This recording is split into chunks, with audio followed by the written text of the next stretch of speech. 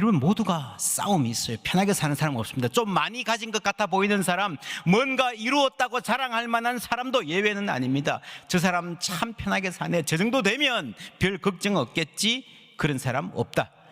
좀 성공했다 싶어도, 많이 가졌다 싶어도 크게 다르지 않다. 베드로전서는 이런 세속 사회를 살아가는 그리스도인들을 위한 권면입니다. 9절 말씀 우리 함께 읽습니다. 여러분은 택하심 받은 족속이요 제사장 나라요 거룩한 민족이요 하나님의 소유가 된 백성입니다. 여러분을 어둠에서 불러내어 자신이 놀라운 빛 가운데로 인도하신 분의 아름다움을 여러분이 삶으로 선포하게 하려는 뜻입니다. 가슴이 웅장해지는 정말 영광스럽고 아름다운 사명입니다. 야, 우리가 이렇게 멋진 삶으로 부름받았구나라고 마음이 많이 고향되는데, 11절에 보면요, 그루민과 나그네 같은 너희 사회 맨 바닥 주변이다. 지난주에 말했습니다. 오늘은 한 수를 더 떠서 사환들아 라고 말합니다. 이것은요, 노예들을 말하는 겁니다. 정말 한껏 올렸다가 사정없이 바닥으로 내동댕이 쳐지는 현실. 여러분, 이 베드로전서의 그리스도인들은요, 현대의 직장인들과는 비교도 안 될 정도로 좁은 공간, 답답한 상황, 억압적인 상황에서 살아갔습니다. 그나마 그 노예의 주인이 선하고 관용하고 착한 사람이라면 낫겠지만, 여러분, 이 세상에 어떤 주인이 많을까요? 요즘에는요, 그래도 민주사회가 되었고 평등을 말하고 인권을 말하고요, 노동법도 있고요, 주위의 눈치도 보고요, 뭐 잘못하면 뭐 그냥 인터넷에도 올라가고 그러니까 좀 많이 나아졌죠. 근데 당시의 노예의 주인 그러면요, 노예에 대해서 모든 권력, 생사 여탈권까지 가진 사람입니다. 그러니까 여러분, 그칠 수밖에 없죠. 18절 말씀 함께 읽습니다. 사환들아 범사에 두려워함으로 주인들에게 순종하되 선하고 관용하는 자들에게만 아니라 또한 까다로운 자들에게도 그리하라. 선하고 관용한 자들만 아니라 까다로운 사람에게도 그리하라 그랬는데, 여러분, 당시에 많은 노예들이 선하고 관용적인 주인이라는 말을 들으면 그게 뭐죠? 세상에 그런 게 있나요? 대부분의 사람들은요, 본 적도 들은 적도 없는, 상상하기도 힘든 캐릭터예요. 까다로운 자들이 대부분이죠. 여러분, 일이 힘든 게 아니라, 일이 위험해서 좁고 위험한 환경 때문이 아니라, 예나 지금이나 사람을 가장 힘들게 하는 것은 사람이에요. 부당하게 대우받는다는 느낌. 어떻게 살 것인가? 그런데 놀라운 것은요, 예수님도 부당한 대우를 받으셨다는 겁니다. 23절 말씀 예수님 이야기입니다. 함께 읽습니다. 욕을 당하시되 맞대어 욕하지 아니하시고 고난을 당하시되 위협하지 아니하시고 오직 공의로 심판하시는 이에게 부탁하시며. 예수님은 당시의 노예들보다 당연히 오늘 우리의 삶에서 힘들게 산다고 생각하는 사람들보다 훨씬 더 부당한 대우를 받고 사셨습니다. 그러나 맞대어 욕하지 아니하시고 고난을 당하시되 위협하지 아니하시고, 어떻게 그러실 수 있나? 쉽게 그렇게 생각해 볼 수 있습니다. 예수님은 하나님이시니까, 신앙이 좋으니까 하실 수 있겠지. 저분은 믿음이 성숙했으니까 그런 그쯤이야 쉽게 이기겠지. 여러분, 그렇지 않습니다. 인생은요, 누구나 힘들어요.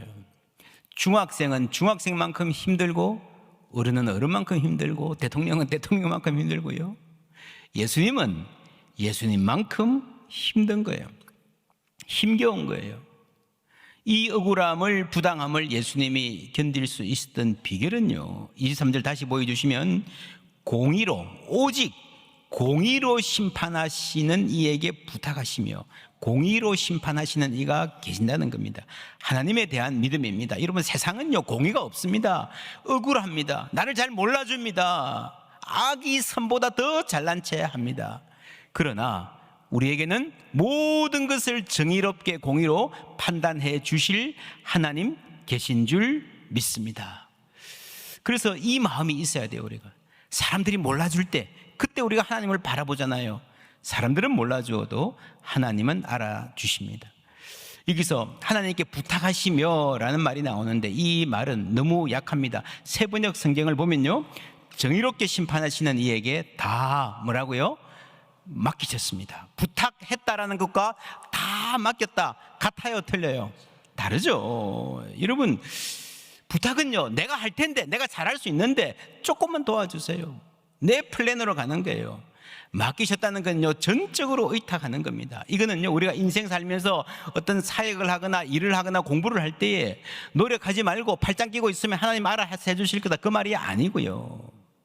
내가 억울한 일 당했을 때, 내가 나를 위해서 변호하고 항변하고 싶을 때에, 잘못된 거 바로잡고 싶을 때에, 그때에 맡기는 태도, 모든 것을 맡기는 태도가 필요하다는 겁니다. 이게 미래이지만 현재입니다. 하나님 그 억울한 일들 그냥 두지 않으시고 하나님께서 판단하셔서 필요하실 때에 개입하셔서 정리해 주실 줄 믿습니다. 선과 악이, 옳고 그름이 드러나게 하실 것입니다. 여러분의 헌신과 수고, 희생의 눈물 다 알아주시고 인정해 주실 줄 믿습니다. 언제요? 딱 지금쯤이면 좋겠는데, 딱 지금쯤 하나님 요거 좀 딱 선을 뭐라 그러죠? 가르마를 타고 교통정리해 주셔야 되는데, 여러분, 그게 우리의 판단이고요. 그때조차 하나님께 맡겨야 하는 거예요. 맡기면 조급함이 사라집니다. 이런 모든 일에 있어서 결국에는요, 하나님의 뜻이 승리할 줄 믿습니다. 결국에는 믿음이 이깁니다. 언제인가? 여러분, 그것조차도 하나님께 맡겨야 돼요. 맡기는 믿음은 미래의 승리를 오늘의 여유로 살아가는 힘입니다. 많은 사람이 미래의 어느 시점에 하나님이 일하실 것은 압니다. 그러나 맡기지 못하기 때문에 오늘 불안한 거예요. 미래에 이길 건데 그 힘이 오늘로 들어와서 오늘날 우리가 여유 있게 능력 있게 살아가는 힘 어디에 있습니까? 맡기는 믿음에 있는 거예요. 하나님께서 여러분에게, 나에게 그 믿음 주시기를 주님의 이름으로 축원합니다. 맡기는 만큼 평안 누리고 맡기는 만큼 당당하게 살아갈 수 있습니다. 그게 우리의 미래에 대한 믿음입니다. 두 번째, 현재입니다. 함께 읽습니다. 부당하게 고난을 받아도 하나님을 생각함으로 슬픔을 참으면 이는 아름다우나. 아멘. 하나님을 생각함으로, 노예들에게 하는 말입니다. 당시 기준으로 보면 노예들에게 생각을 주문하는 것 자체가 대단히 이례적입니다. 현대 사회에서도 직장에 그런 상사들 많죠. 넌 생각하지 마. 너 판단 대로 하지 말고 그냥 시키는 대로 해. 나름대로 공부도 열심히 했고요, 치열한 경쟁 뚫고 입사했는데 웬만큼 아는데 어떤 부분에서는 우리 부장보다 내가 더 잘 안다고 생각하는데 시키는 대로만 해. 그러니까 답답하고 한숨 나죠. 일의 의미도 삶의 재미도 꿈 같은 이야기가 되고 맙니다. 그런데 오늘 베드로전서는 생각하라 그러거든요. 당시에는 대단히 예외적인 상황입니다. 아리스토텔레스는요, 노예는 살아있는 도구라고 했습니다. 로마의 바로라는 사람이 이 농업 경영에 대한 책을 썼어요. 꽤 유명한 책인데, 농기구가 세 가지가 있다. 그 중에 하나, 노예는 말하는 도구다. 뭐 쟁기나 이런 게 말 못하는 도구라 그러면 노예는 말하는 도구다. 당시 사람들에게 노예는 지시를 수행할 뿐 도덕적 사유나 이성적 판단을 할 수 있는 존재로 여겨지지 않았다. 누군가의 소유물이었지 스스로 생각하고 결단하는 윤리적 주체가 아니었다. 그런데 여러분, 성경은 노예들에게 생각하라고 합니다. 그것도 일을 하는 어떤 궁리가 아니라 인생의 의미에 대해서, 삶의 태도에 대해서 궁극적인 자기 생각을 갖고 있어야 한다고 말하는 겁니다. 여러분, 이것은요 대단히 현실적인 말입니다. 우리가 흔히 그런 말 하잖아요. 일사불란하게, 어떤 조직에서 일사불란하게 움직인다 그러는데요, 권력을 가진 사람은 그렇게 되기를 원합니다. 그러나 여러분, 그렇게 되기 힘듭니다. 눈에 보이게 일사불란해 보여도요, 그 안에 들어가면 전부 다 각각 자기 생각을 가지고 있어요. 여러분 물어보세요. 생각 다 달라요. 하나님은 행동을 말하기 전에 생각을 말씀하시는 거예요. 뭘 생각하는가, 어떻게 생각하는가. 하나님을 생각함으로 라고 하는 이 단어는 이 원어로 대단히 독특한 단어입니다. Sin eide sisteu, 하나님의 양심이라는 말이 나와요. 하나님의 양심으로. 하나님의 양심이 내 안에 들어와 있다. 여러분, 이 sin 에이데시스는 sin 함께, 에이데시스 본다, 안다 이런 말이에요. 내가 누군가를 보는데, 어떤 일을 보는데 하나님과 함께 바라본다는 거죠. 하나님과 상의하면서 하나님이 내 안에 계셔서 나와 함께 이 세상을 본다는 거예요. 이전에는 내가 어떤 사람을 볼 때에 무시했습니다. 하나님이 계시면 무시할 수 없죠. 이제는 어떤 일을 만나면 어떤 사람 앞에서 불안해지고 벌벌 떨었습니다. 하나님이 내 안에 계시면요, 그럴 필요가 없는 거예요. 그래서 오늘 말씀에 하나님을 생각함으로 슬픔을 참아내면 아름답다. 그 아름다움의 힘이요, 슬픔을 참아내고 견딜 수 있는 힘이 하나님을 생각하며 하나님의 시각이 내 안에 들어올 때에, 하나님의 시각으로 사람들을, 세상을 볼 때에 가능해진다는 겁니다. 그게 우리의 현재입니다. 과거에 이런 일이 있었습니다. 21절 함께 읽습니다. 이를 위하여 너희가 부르심을 받았으니 그리스도도 너희를 위하여 고난을 받으사 너희에게 본을 끼쳐 그 자취를 따라오게 하려 하셨느니라. 아멘. 이 본이라고 번역되는 헬라어는요, 휘포그람몬입니다. 오늘 말씀에 중요한 단어가 많아서 헬라어 인용이 많은데 양해하고 들으십시오. 휘포그람몬. 요거는요, 당시에 아이들이 글씨를 배울 때에 어른들 글씨를 잘 쓰는 사람이 밑에 글씨를 써줍니다. 그 위에 대고 따라 쓰면서 글을 쓰는 거예요. 여러분, 옛날에 글 배울 때 그러셨죠? 영어 ABC 필기체 배울 때, 그죠? 펜에 잉크 찍어가지고 ABC 밑에 점선으로 있는 거 따라 쓰는 거예요. 내 마음대로 쓰는 게 아니라 그냥 그거 따라고 차근차근히 하나하나 배워가는 것이 우리가 예수님 따라가는 길이라는 겁니다. 예수님이 이미 이 땅을 살아가셨어요. 예수님의 삶이 우리의 밑그림입니다. 우리가 본받아야 될 글씨라는 거예요. 욕을 당하셨지만 맞받아치지 않으시고, 억울한 고난을 당했지만 오히려 그들을 위해서 기도해 주셨잖아요. 그 결과 하나님께 영광을 돌리셨습니다. 우리의 삶도 마찬가지입니다. 초대교회 교인들, 그루민과 나그네들, 그리고 노예들, 오늘 우리가 비교할 수 없을 정도로 억울한 일 당하고 고난을 많이 받으며 살았지만 그들이 가졌던 신앙, 초대교회 그리스도인들은 억울한 일을 당할 때 어떻게 대하는가 하는 것이 첫째로 내 신앙이 무엇인가를 드러내는 계기라는 거예요. 여러분, 저 사람이 정말 하나님을 신뢰하고 있는가 아닌가는요, 평소에 잘 몰라요. 좋을 때 잘 몰라요. 억울한 일 당해보면 어떻게 대하는가 보면 신앙이 드러납니다. 두 번째, 그렇게 당하면서 참는 과정이 신앙훈련, 우리가 예수님을 닮아가는 과정의 핵심이다. 신앙훈련, 제자훈련의 가장 중요한 부분은요, 억울한 일, 부당한 일을 당했을 때에 어떻게 대응하는가에 따라서 거기서 믿음의 근육이 생기는 것입니다. 그래서 21절에 보면요, 이를 위하여 너희가 부르심을 받았으니 그리스도도 너희를 위하여 고난을 받아서 너희에게 본을 끼쳐 그 자취를 따라오게 하려 하셨다. 예수님의 본을 따라 자취를 따라가게 하시려고 하나님 우리를 부르셨다는 거예요. 우리가 부르심 받는 이유입니다. 그냥 예수 믿고 복 받고 천국 가라 그게 아니고, 그걸 물론 포함하지만 예수 믿고 예수 따라가고 예수님 닮아가는 것이 하나님의 우리를 부르신 목표이신 줄 믿습니다. 그래서 여러분, 밑글씨를 딱 써주셔서 그 따라가면 돼요. 따라가면 밑글씨를 써주셨다. 뭡니까? 이건 그냥 배워라가 아니라 참조해라 아니라 알아두면 좋을 거야 이게 아니고요. 밑글씨를 써서까지 하나하나 배우라는 것은요, 이게 필수 과정이에요. 필수. 글자를 아는 건요, 필수 중에 필수예요. 뭘 하든지 글자는 알아야 돼요. 다시 말하면 그리스도를 본받아서 억울한 일을 감내하고 참아내는 것은요, 예수 닮아가는 과정의 신앙인의 필수 과정이라는 거예요. 고난 당하지 않고 억울한 오해 받아보지 않고 예수 닮아갈 수 있는가 모르겠어요. 그런 사람이 있는지.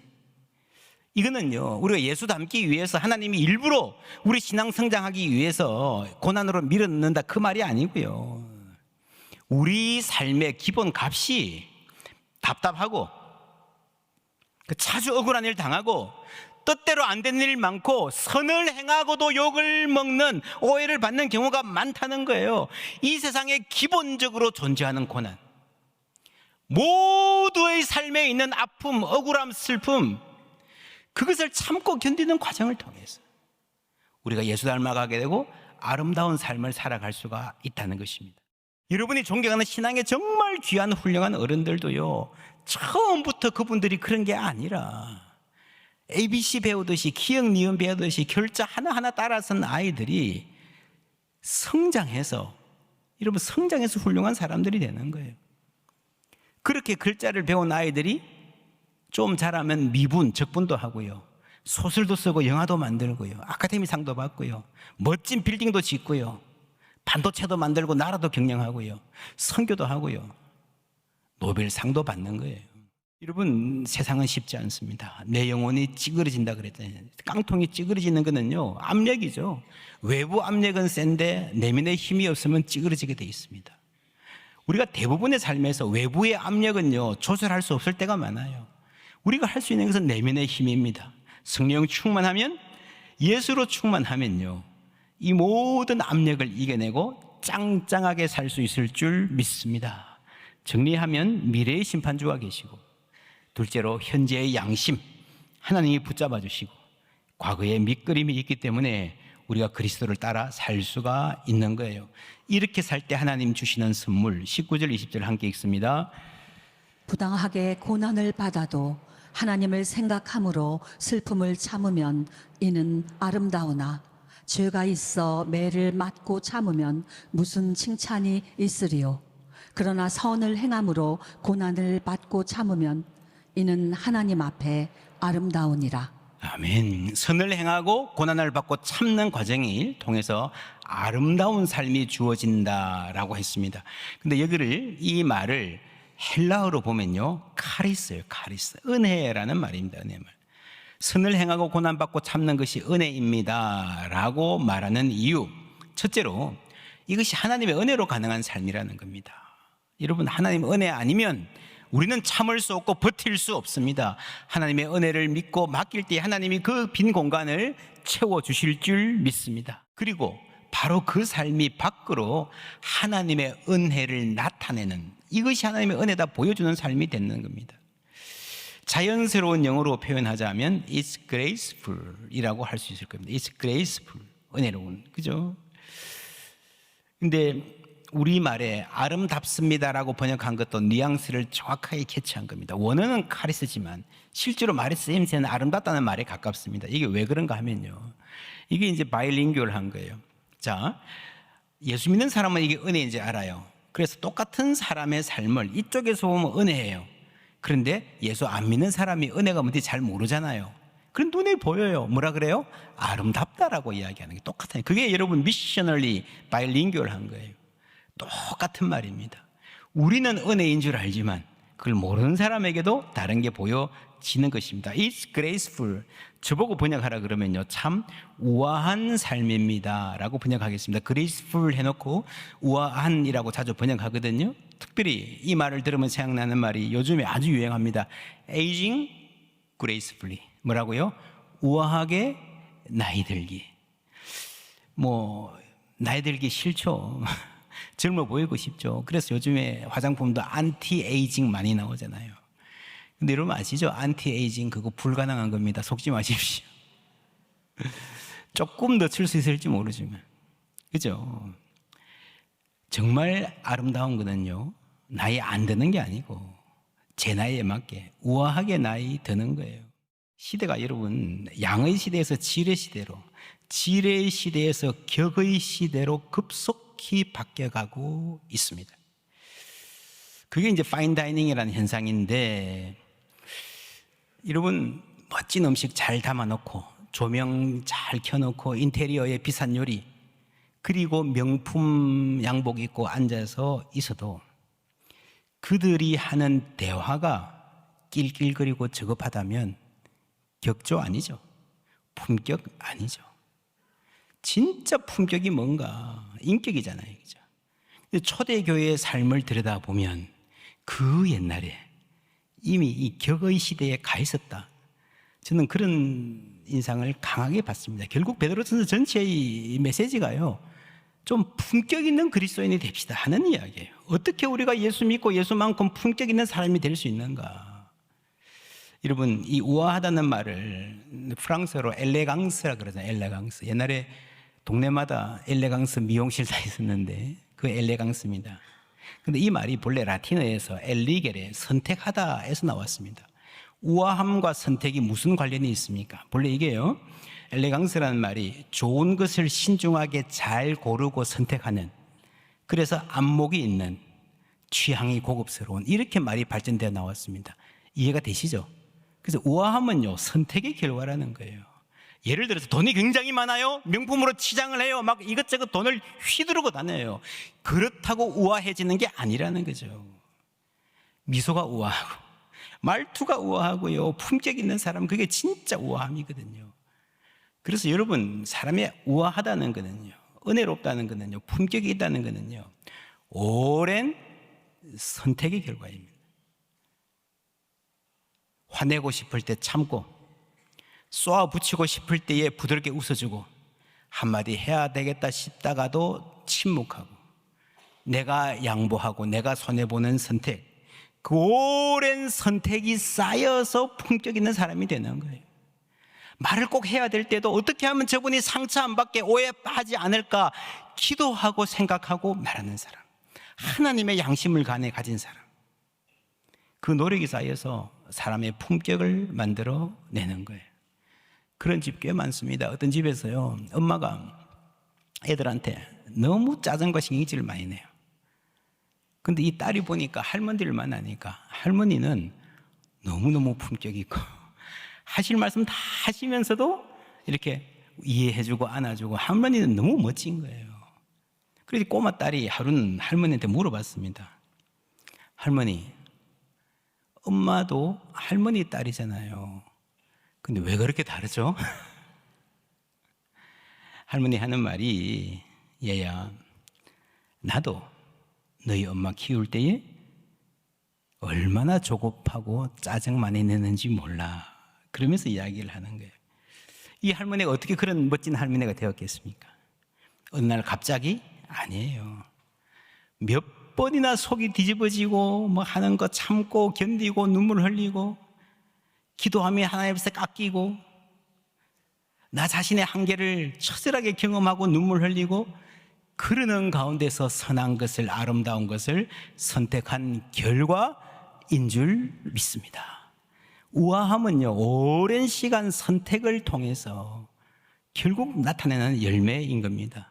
내가 만나는 사람 모두가 힘든 싸움을 하고 있다. 19세기의 스코틀랜드 한 목사님이 하신 말씀입니다.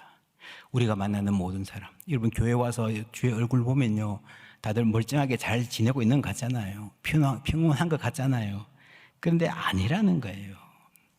모두가, 내가 오늘 하루 살면서 만나는 스치는 모든 사람이 그냥 평온하게 아무 일 없이 살아가는 것이 아니라 나름대로 힘겨운 싸움을 무언가와 싸우면서 살고 있다라는 거예요.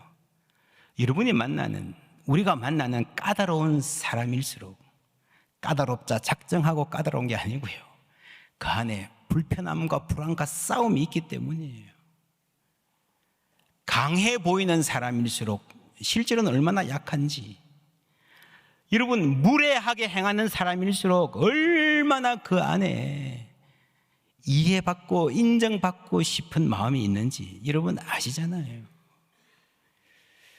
여러분, 우리가 인간의 시각으로 보면 분노하고 그냥 한 대 때려주고 싶지만, 하나님의 양심, 시네이디스 데시스 데우, 하나님의 시각으로 보면요, 불쌍히 여기는 마음이 생길 줄 믿습니다. 오늘 말씀에 까다로운 사람이라는 말이 나왔는데, 까다로운 사람 그러면 직장 상사가 생각나는 사람도 있겠지만, 어떤 분들은 사춘기 자녀가 먼저 얼굴에 떠오른 사람도 있을 거예요. 아, 이 조그만 게 얼마나 까다로운지, 그 까칠함. 누굴 닮아서 저러지 그러지 마시고요. 요즘 아이들 힘들잖아요. 오죽 힘들면 저러겠나 생각할 수 있는 여유가, 그 은혜가 우리에게 있기를 주님의 이름으로 축원합니다. 그 은혜가 있으면요, 우리는 누군가 안아주고 이해해주고 기다려줄 수 있습니다. 그럴 때 그 삶이 그렇게 답답한 삶이라 하더라도 숨 쉴 여유가 생기는 거예요. 그럼 하나님의 은혜가 함께하면 찌그러졌던 영혼들이 펴지고 회복되는 하나님 역사가 있을 줄 믿습니다. 그리고 그렇게 힘든 상황에서 참아주고 인내해주고 기다려주는 나 자신, 우리 자신에게서 하나님의 형상이 이루어져 가는 거예요. 그걸 보고 예수 믿는 사람들은 참 은혜입니다, 은혜로다 그럴 것이고요, 예수 안 믿는 사람들은 참 아름답습니다, 우아하십니다, 품격 있으십니다, 인정할 수밖에 없는 그러한 열매 우리 삶에 하나님 주실 줄 믿습니다. 그 열매 통해서 하나님 아버지 영광 받으실 것입니다.